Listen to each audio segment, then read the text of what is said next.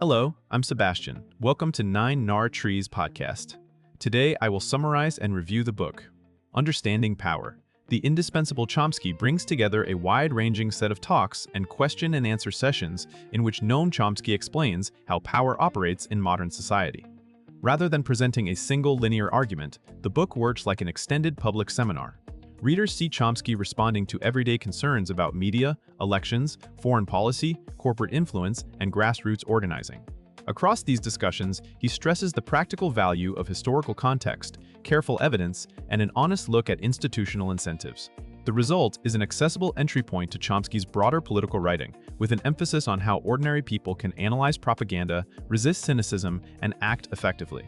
The book is often treated as a guide for informed citizenship because it links big systems to daily life, showing how policy decisions get made and how consent is cultivated.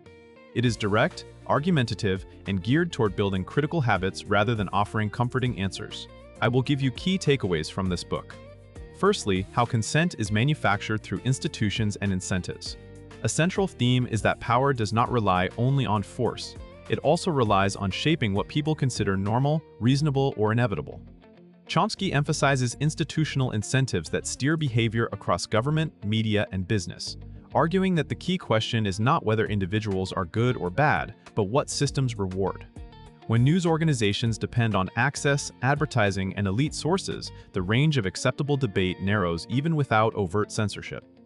When political careers depend on fundraising and party discipline, policy tends to follow donor priorities and entrenched interests. The book encourages readers to track structures: who pays, who decides, and who benefits. It also highlights how language frames public understanding, turning contested political choices into technical necessities or moral crusades. By examining these mechanisms, readers learn to distinguish between genuine public deliberation and managed narratives. The practical payoff is a method of analysis. Follow the incentives, examine what is omitted, compare coverage across outlets, and look for patterns in how responsibility is assigned. This topic sets up the rest of the book by offering a diagnostic toolkit for understanding why similar stories are told in similar ways over time. Secondly, media, propaganda, and the discipline of critical consumption. The book treats media not as a monolith of lies, but as a professional system that predictably filters information. Chomsky urges readers to practice an active, comparative approach, read across sources, separate claims from evidence, and ask how a story would be framed if the victims and perpetrators were reversed. He argues that propaganda is often most effective when it feels like common sense, delivered through repetition, selective emphasis, and moral double standards. Rather than focusing on sensational conspiracies, he points to routine editorial choices, such as which crises receive sustained attention, which voices are treated as authoritative, and which historical facts are treated as irrelevant.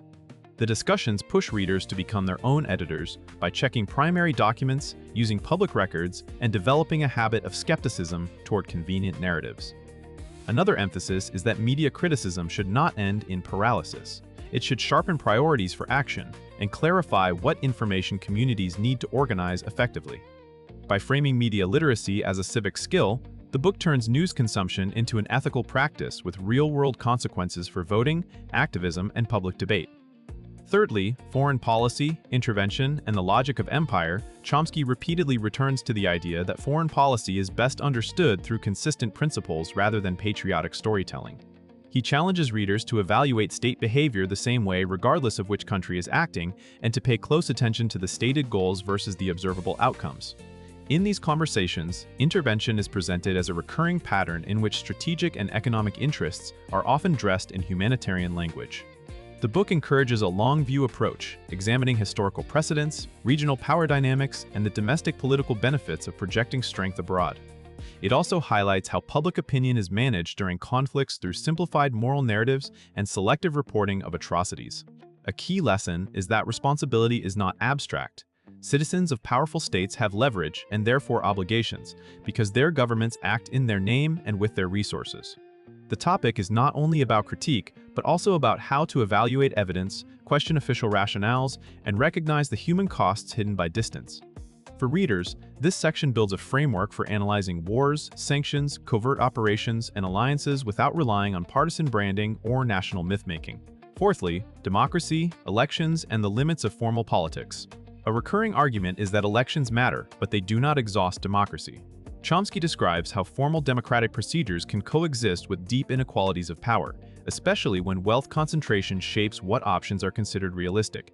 Campaign finance, lobbying, think tanks, and revolving door career paths are presented as ways that elite interests stabilize policy across administrations. The book also examines how public frustration is redirected into apathy by persuading people that nothing can change, or by reducing politics to personality clashes rather than policy choices. At the same time, the discussions resist fatalism. Even within constrained systems, policy can shift when organized pressure changes the cost of ignoring popular demands. The emphasis is on expanding democratic life beyond voting by participating in unions, community groups, local initiatives, and issue-based coalitions. By treating democracy as something people do rather than something they watch, the book reframes civic power as cumulative and learnable. Readers are prompted to ask what institutions they can influence directly, how to build durable organizations, and how to measure progress in terms of material improvements rather than symbolic victories. Lastly, organizing, solidarity, and practical pathways to social change, the most action-oriented sections focus on how movements grow and why they succeed. Chomsky stresses that lasting change typically comes from persistent organizing, not from sudden enlightenment among elites. He highlights the importance of solidarity, patient coalition building, and concrete goals that connect moral principles to everyday needs. The book encourages readers to study movement history because victories and defeats reveal strategies that work, including the role of labor organizing, civil rights activism, and community-based campaigns. Another practical thread is the value of local engagement, building relationships, creating alternative institutions, and supporting independent media and educational projects. Chomsky also addresses the psychological obstacles to activism, such as cynicism and isolation, arguing that participation itself can generate hope by turning private frustration into shared purpose. The discussions frame activism as a craft: learn the issues, communicate clearly, choose targets with leverage, and keep pressure sustained. Rather than presenting a rigid blueprint, the book offers a mindset that combines skepticism about power with confidence in collective agency. For readers, this topic translates critique into doable steps and reinforces the idea that social change is built through organized, disciplined effort. In conclusion, this book best serves readers who want a practical introduction to Chomsky's political thinking without needing prior familiarity with his academic work. Students, journalists, organizers, and curious citizens will find it especially useful because it models how to ask better questions about institutions, incentives, and historical context. If you feel overwhelmed by media noise or discouraged by politics as spectacle, the book can help restore agency by offering methods, compare sources, follow the money, test claims against consistent moral standards, and connect analysis to action. Its life benefit is not merely information, but a set of habits that sharpen decision-making in everyday civic life, from interpreting headlines to choosing where to volunteer or what policies to support. Compared with similar political primers, it stands out for its conversational clarity and its repeated insistence on practical engagement rather than passive critique. Many books diagnose corruption or manipulation, but this one repeatedly returns to what people can do, emphasizing organized pressure and local work as realistic levers. For buyers, the value is breadth plus usability. It covers media, foreign policy, and democracy while staying focused on building critical literacy and participatory confidence. If you would like to support Noam Chomsky, you can buy the book through the Amazon link I've provided in the podcast description. After reading the book, please let me know what you think and share your thoughts. See you around.